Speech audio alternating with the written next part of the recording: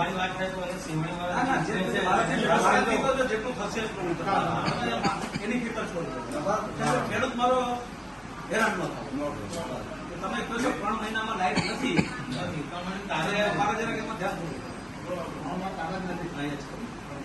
માણસો ખેતરમાં રહેતા હોય કોઈ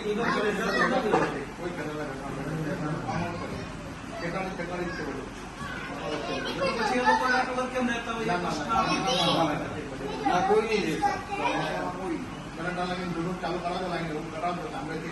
સેવની લાઈન લાગે ને નેત્રંગમાં જે લાઈન આવે છે તાંબેજવાળી લાઈન તમારી કમ્પ્લીટ છે.